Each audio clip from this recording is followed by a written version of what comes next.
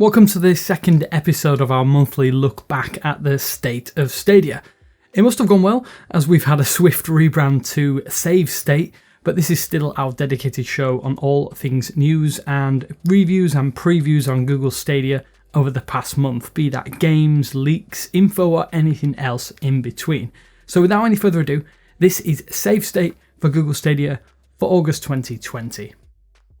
Thanks for watching 9 to 5 Google on YouTube. Remember to thumbs up, hit subscribe and enable notifications with the bell icon to be among the first to watch our upcoming videos.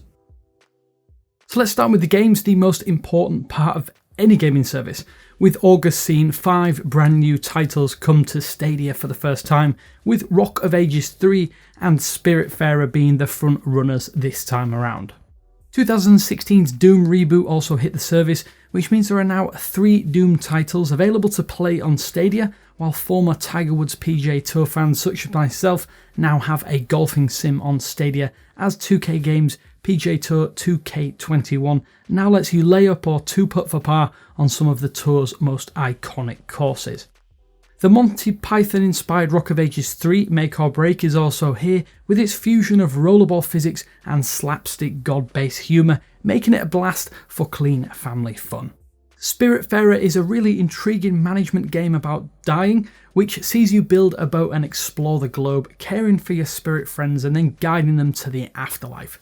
And finally, rounding off the list this month is the third super hot title, Mind Control Delete, which is also now on Stadia and letting you go slow-mo in one of the most uniquely colourful FPS games on the market.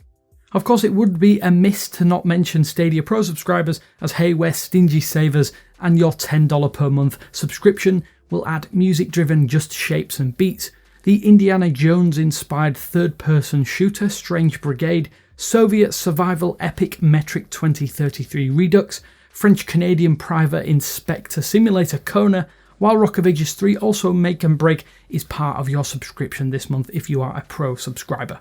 Looking forward though to September 2020, you'll be able to get 6 new games at the turn of the month, including Super Bomberman R Online, Gunsport, Hitman the first game, Hello Neighbor, Metro Last Light Redux, and the early access title Ember, which we have reviewed here on 9 to 5 Google. By our math, that's 26 titles that are available to all Stadia Pro subscribers as of September 1st, with Kona, Grid and Get Packed leaving the Stadia Pro subscription tier. We've also seen Stadia add some notable features in the month that was August, even though the game library still needs plenty of attention moving forward. Although not officially available yet on Android TV, as of August, Stadia added 4K HDR support for any device that supports the enhanced visual mode. With almost no smartphones or tablets including 4K HDR support, this is clearly intended for TV sets or monitors for PCs. Under the performance section of Stadia's settings, there is a toggle for turning on 4K support, as well as HDR support on your device should you have one. The Stadia 2.26 build for Android can be side-loaded on Android TV for sort of semi-support with the streaming platform, but now it's easier than it was to play thanks to proper Stadia gamepad support. Instead of breaking out a mouse to scroll down to the game you want to play and press the start button, you can do so with your controller, which also makes it easier to just get into games. For iOS owners, well, Apple is being Apple as usual. The Cupertino tech giant confirmed that these services are in violation of App Store policy and as a result cannot exist fully on the company's wildly popular iPhone or iPad.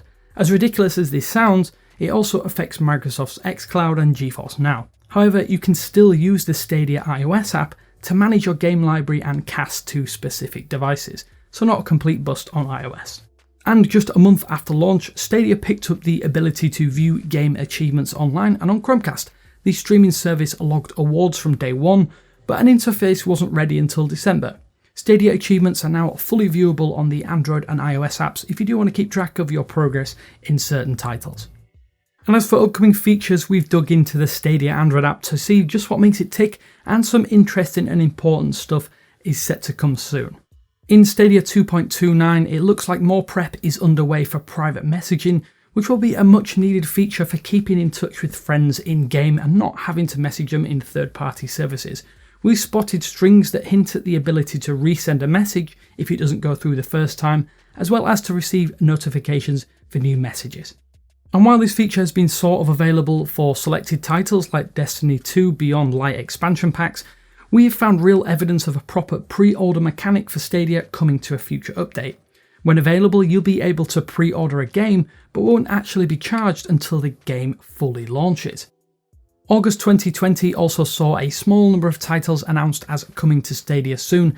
As we say, this is a modest list by any standards, but with a full 2020 rush of games arriving in the future, the following 4 games will be welcome, we're sure.